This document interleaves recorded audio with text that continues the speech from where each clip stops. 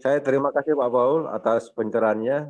Mungkin Pak Paul bisa menanggapi masalah tentang Carlo Acutis ini Pak Paul. Terima kasih Pak Paul. Itu adalah bagian dogma. Kalau saya tidak setuju tuh ada santo pelindung begitu. Kalau saya nggak setuju karena apa ya, itu kan bagian dogma dari Katolik. Jadi ya itu internalnya orang Katolik.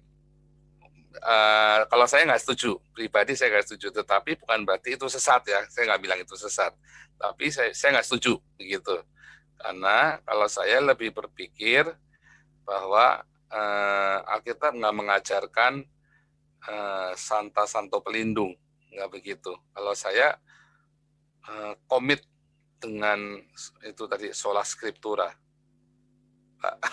Kalau saya begitu ya, bukan berarti saya bilang oh Katolik sesat, oh enggak, tapi saya sola scriptura.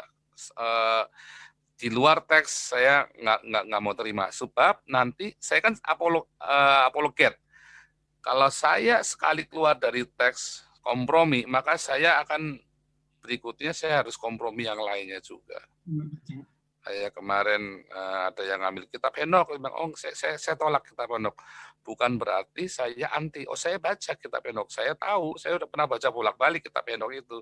Dulu saya memakai kitab Henok itu buat rujukan, sekarang saya nggak mau. Karena saya baru nyadar, iya saya harus konsisten sebagai seorang apologet. Mana kitab yang saya akui, yang disebut firman Tuhan itu yang mana? Nah kitab Henok itu tidak pernah dianggap sebagai firman Tuhan. Makanya kita nggak boleh buat rujukan firman Tuhan. Boleh untuk rujukan pengetahuan saja, tetapi bukan untuk firman Tuhan. Begitu Pak. Kalau tanggapan saya begitu ya. Santo pelindung. Kalau menurut saya begitu ya. Jadi saya kurang setuju dengan santo itu. Itu haknya Pak Paul, Pak Paul. Iya, termasuk untuk berdoa kepada santo saya tidak setuju.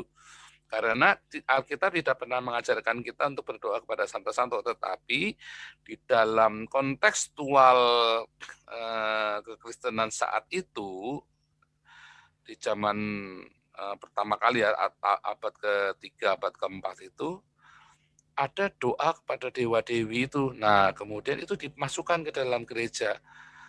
Salah nggak? Betulnya nggak, akhirnya nggak jadi masalah selama kita mengerti. Masalahnya banyak orang nggak mengerti. Begitu. Tetapi itu baik lagi tadi ya, artinya itu dogma pribadi, itu tidak bisa dicampur adukan dengan selamat tidak selamat. Oh itu nggak ada kaitannya dengan selamat tidak selamat kalau yang tadi itu ya, karena itu adalah dogma pribadi. Misalnya orang pakai doa pakai rosario, atau orang karismatik doa pakai minyak urapan, boleh nggak? Boleh saja, ya kan?